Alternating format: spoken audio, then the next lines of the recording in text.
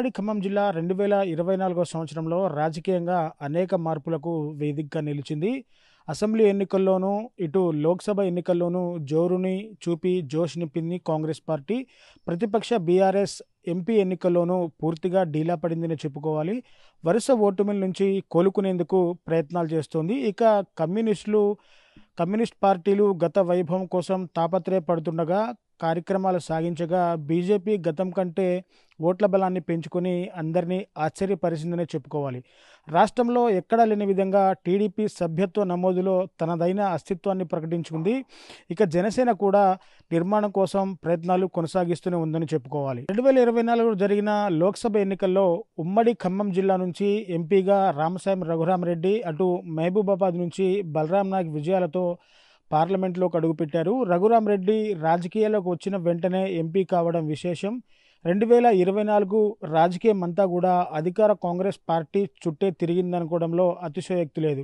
So అధికార Congress party చుట్టే రాజకీయం అంతా తిరిగింది. ఇక ఖమ్మం జిల్లా నుంచి కేబినెట్లో భట్టి, తుమ్మల, పొంగులేటి ప్రాతినిధ్యం వహిస్తుండగా ముగ్గురి మధ్య సమన్వయ లోపంతో పాటు ఎవరికి వారే అన్నట్లుగా వ్యవహరిస్తుండడంతో కేడర్లో కొంత అసంతృప్తి కనిపిస్తుందనే చెప్పాలి. నామినేటెడ్ పదవుల భర్తీ కాకపోవడం కూడా వారి తీరే కారణమని విమర్శలున్నాయి. అధికార కాంగ్రెస్లో లోక్సభ ఎన్నికల్లో భారీ అత్యధిక జోష్ నింపగా ప్రతిపక్ష బీఆర్ఎస్ అసెంబ్లీ ఎన్నికల్లోనూ, అటు లోక్సభ ఎన్నికల్లోనూ వరుస ఓటమి నుంచి ఇంకా కోలుకోలేని పరిస్థితి కనబడుతుంది. గత వైభవం కోసం కమ్యూనిస్ట్ పార్టీలు తాపత్రయపడుతుండగా కార్యక్రమాలు సాగిస్తున్నాయి. గతం కంటే ఓట్ల బలాన్ని పెంచుకున్న బీజేపీ దాని మిత్రపక్షం టీడీపీ, జనసేన కూటమితో రాబోయే కొత్త ఏడాదిలో స్థానిక సంస్థల ఎన్నికలపై గురిపెట్టి కార్యక్రమాలు సాగిస్తుంది.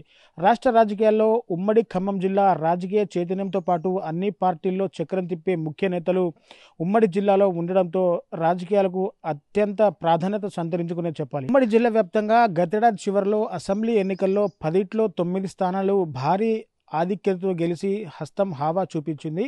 భద్రాచలం నుంచి బీఆర్ఎస్ నుంచి గెలిచిన తెల్లం వెంకట్రావు కూడా ఈ ఏడాది లోక్సభ ఎన్నికల సమయంలో కాంగ్రెస్ గూటికి చేరడంతో జిల్లాలో కాంగ్రెస్ ఎమ్మెల్యేల బలం 10కి చేరింది. లోక్సభ ఎన్నికల సందర్భంగా ఇటు ఖమ్మం, అటు మహబూబాబాద్ లోక్సభ స్థానాల నుంచి కాంగ్రెస్ తరపున పోటీ చేసిన రామసాయం రఘురామరెడ్డి, పోరిక బలరాం నాయక్ ఇద్దరు భారీ అత్యధికంతో విజయం సాధించారు.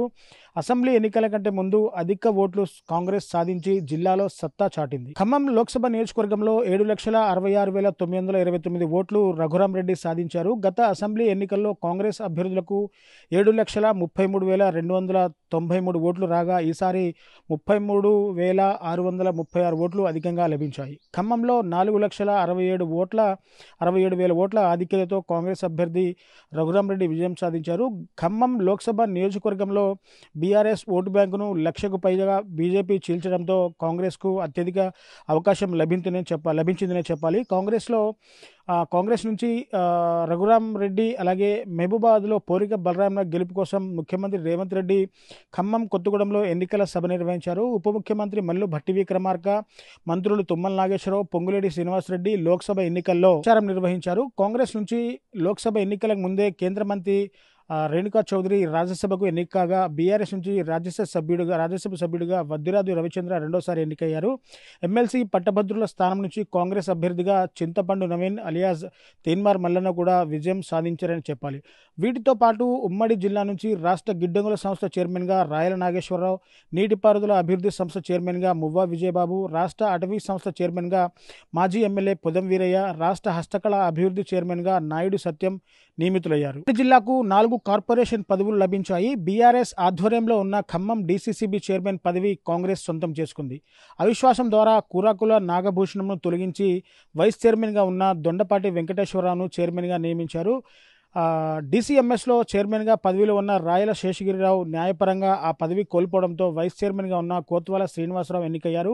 ఈ 2 పదవులు కాంగ్రెస్ చెంతకు చేరాయనే చెప్పాలి. అలాగే లోక్సభ ఎన్నికలకు ముందు ఖమ్మం మేయర్ పూనుకొల్లు నీరజ్తో పాటు పలువురు కార్పొరేటర్లు బీఆర్ఎస్ గుడ్ బై చెప్పి కాంగ్రెస్ గూటికి చేరారు. ఉప ముఖ్యమంత్రి భట్టితో పాటు వ్యవసాయ శాఖ మంత్రి తుమ్మల నాగేశ్వరరావు, పొంగులేటి శ్రీనివాసరెడ్డి జిల్లా నుంచి ప్రాతినిధ్యం వహిస్తుండగా ముగ్గురి మధ్య సమన్వయ లోపం, ఎవరి దారిన వారు ఉండడంతో కాంగ్రెస్ క్యాడర్లో అసంతృప్తి కనిపిస్తుంది. మంత్రులుగా ఉమ్మడి ఉమ్మడిగా పర్యటించకపోవడం అంతర్గత విభేదాలతో కేడర్ నలుగుతోందనే చెప్పాలి. నామినేటెడ్ పదవులు జిల్లాలో ఇంకా నియామకం జరగాల్సి ఉన్న మంత్రులు సమన్వయంగా వ్యవహరించకపోవడంతో పలు నియామకాలపై నిర్ణయాలు జరగడం లేదని చెప్పాలి. అసెంబ్లీ ఎన్నికల్లో ఘోర పరాజయం చవిచూడడం, లోక్సభ ఎన్నికల్లో 2 పార్లమెంట్ నియోజకవర్గాల్లో ఓటు బ్యాంకు కోల్పోయి భారీ వ్యత్యాసంతో ఓటమి చెందడంతో బీఆర్ఎస్ ఇంకా కోలుకోలేని పరిస్థితిలోనే ఉంది. అసెంబ్లీ ఎన్నికల్లో గెలిచిన ఏకైక భద్రాచలం ఎమ్మెల్యే తెల్లం వెంకట్రావు బీఆర్ఎస్కు హ్యాండ్ ఇచ్చి హస్తం గూటికి చేరారు. జిల్లా పరిషత్ పదవీకాలం ముగుస్తుండటంతో స్థానిక సంస్థల పదవులన్నీ బీఆర్ఎస్ కోల్పోయింది. అలాగే ఖమ్మం కార్పొరేషన్లో ఉన్న కొందరు కార్పొరేటర్లు, మేయర్లు పూర్తిగా కాంగ్రెస్ పార్టీలో చేరారు.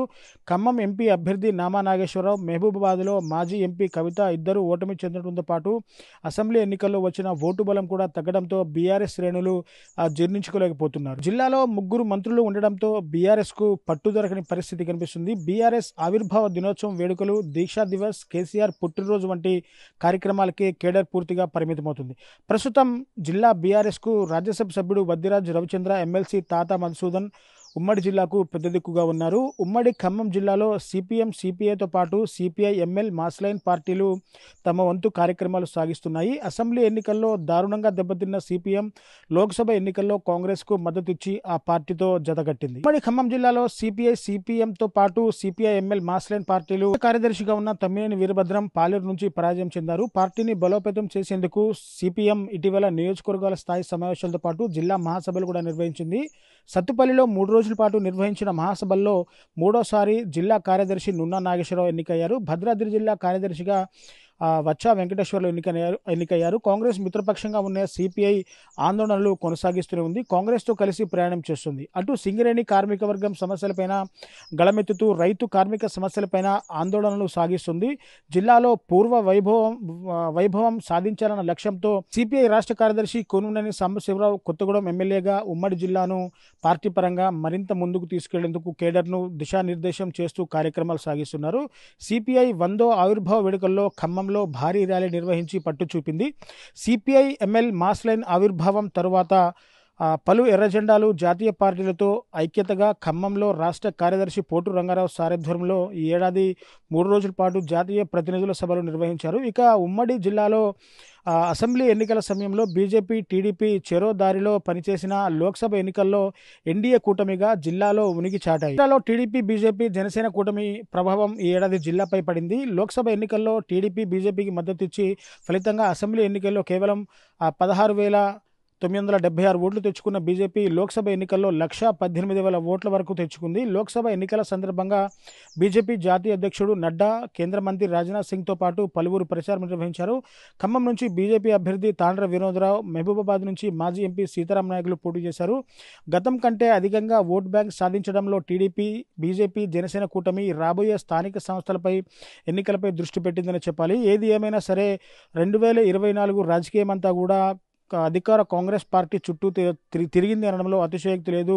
పూర్తిగా కాంగ్రెస్ పార్టీ విజయాలతో జోష్లో ఉంటే అటు బీఆర్ఎస్ పార్టీ మాత్రం రాజకీయంగా కోలుకోలేని పరిస్థితిలో ఉందని రాజకీయ విశ్లేషకులు అభిప్రాయపడుతున్న పరిస్థితి ఉమ్మడి ఖమ్మం జిల్లాలో కనిపిస్తూ ఉంది. మరిన్ని వీడియోస్ కోసం ఛానల్ ని సబ్స్క్రైబ్ చేయండి. లేటెస్ట్ అప్డేట్స్ కోసం వాట్సాప్ ఛానల్ ని ఫాలో అవ్వండి. ఆ లింక్ డిస్క్రిప్షన్ లో ఉంది.